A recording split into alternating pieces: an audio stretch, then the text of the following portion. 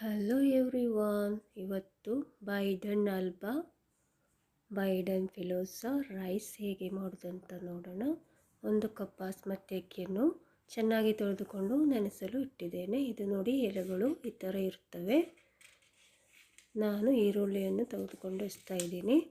Biden alba ಇದು ಆರೋಗ್ಯಕ್ಕೆ ತುಂಬಾ ಒಳ್ಳೆಯದು. ಇದರಲ್ಲಿ ಆ್ಯಂಟಿ ಇನ್ಫ್ಲಾಮೇಟರಿ ಮತ್ತು ಆ್ಯಂಟಿ ಆಕ್ಸಿಡೆಂಟ್ ಪ್ರಾಪರ್ಟಿ ತುಂಬಾ ಇದೆ. ಇದು ಮಲೇರಿಯಾ ಜ್ವರದಲ್ಲಿ ಉಪಯೋಗಿಸ್ತಾರಂತೆ. ಹೊಟ್ಟೆ ಸಂಬಂಧಿ ಕಾಯಿಲೆಗಳಿಗೆ ಕೂಡ ಒಳ್ಳೆಯದು. ಕೆಮ್ಮು, ಶೀತ, ನೆಗಡಿಗೂ ಒಳ್ಳೆಯದು ಅಂತ ಹೇಳ್ತಾರೆ. ಬ್ಲಡ್ ಪ್ರೆಷರ್ ಕಡಿಮೆ ಮಾಡುತ್ತದೆ. ಡಯಾಬಿಟಿಸ್ನಲ್ಲೂ ಇದನ್ನು ಉಪಯೋಗಿಸ್ತಾರೆ, ಒಳ್ಳೆಯದು. 3-4 ಟೇಬಲ್ ಸ್ಪೂನ್ ಎಣ್ಣೆಯನ್ನು ಕಾಯಿಸಿಕೊಂಡು 1 ಟೀ ಚಮಚದಷ್ಟು ಜೀರಿಗೆ ಹಾಕಿ ಫ್ರೈ ಮಾಡ್ಕೊಳ್ಬೇಕು.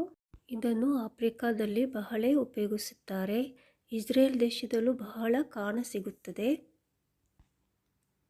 ಈಗ ಈರುಳ್ಳಿ ಸೇರಿಸಿ ಇದನ್ನು ಕೂಡ ಚೆನ್ನಾಗಿ ಫ್ರೈ ಮಾಡಬೇಕು.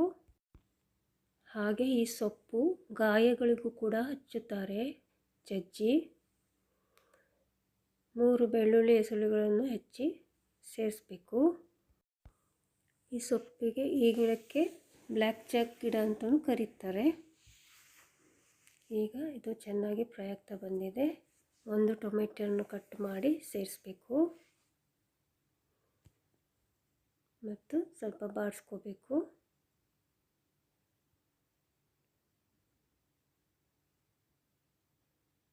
ಈಗ ಸೊಪ್ಪನ್ನು ಸ್ವಲ್ಪ ಹೆಚ್ಚಿಕೊಳ್ಬೇಕು. ಸ್ವಲ್ಪ ಸಣ್ಣ ಸಣ್ಣ ಹೆಚ್ಚಿ ಸೇರಿಸಬೇಕು.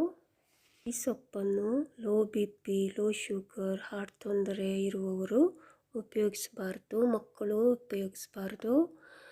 ಹಾಲುಣಿಸುವ ತಾಯಂದಿರು ಉಪಯೋಗಿಸಬಾರ್ದು. ಗರ್ಭಿಣಿಯರು ಉಪಯೋಗಿಸಬಾರದು. ಯಾವುದೇ ಈ ಥರದ ಸೊಪ್ಪನ್ನು, ಹೊಸ ಸೊಪ್ಪುಗಳನ್ನು ತಿನ್ನುವ ಮೊದಲು ವೈದ್ಯರ ಸಲಹೆಯನ್ನು ಪಡೆದುಕೊಳ್ಳಿ. ಸೊಪ್ಪು ಚೆನ್ನಾಗಿ ಬೇಯಬೇಕು. ಚೆನ್ನಾಗಿ ಸಾಫ್ಟ್ ಆಗುವವರೆಗೆ ಬೇಯಿಸಿ. ಈ ಸೊಪ್ಪನ್ನು ಬ್ಲಡ್ ಥಿನ್ನರ್ ಮಾತ್ರೆ ತಿನ್ನುವವರು ತಿನ್ನಬಾರದು. ಹಾಗೆ ಅಲರ್ಜಿ ಇರುವವರು ಕೂಡ ತಿನ್ನಬಾರ್ದು.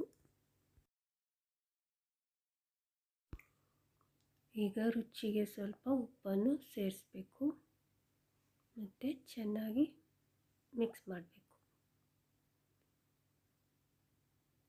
ಸ್ವಲ್ಪ ನೀರು ಹಾಕಿ ಮಿಕ್ಸ್ ಮಾಡಿ ಮುಚ್ಚಿ ಬೇಯಿಸಿ.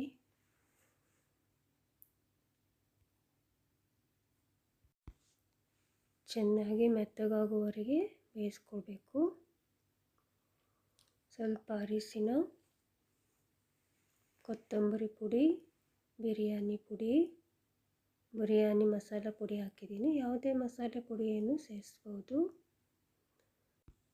ನಾನು 1 ಗ್ಲಾಸ್ ಅಕ್ಕಿ ತೆಗೆದುಕೊಂಡಿದ್ದೇನೆ. ಅದಕ್ಕಾಗಿ 2 ಗ್ಲಾಸ್ ನೀರನ್ನು ಸೇರಿಸಿದ್ದೇನೆ. ರುಚಿಗೆ ಸ್ವಲ್ಪ ಉಪ್ಪು ಮತ್ತು ಖಾರದ ಮೆಣಸಿನ ಪುಡಿಯನ್ನು ಸೇರಿಸಬೇಕು.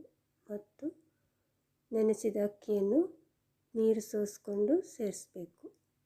ಮತ್ತು 20 ನಿಮಿಷಗಳ ಕಾಲ ಬೇಯಿಸಿದರೆ ಸರಿಯಾಗಿ ಬೇಯುತ್ತದೆ.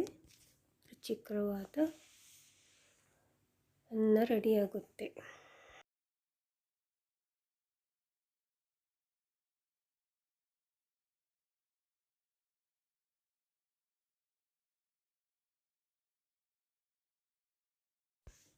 ಈಗ 20 ನಿಮಿಷಗಳು ಆಗಿವೆ.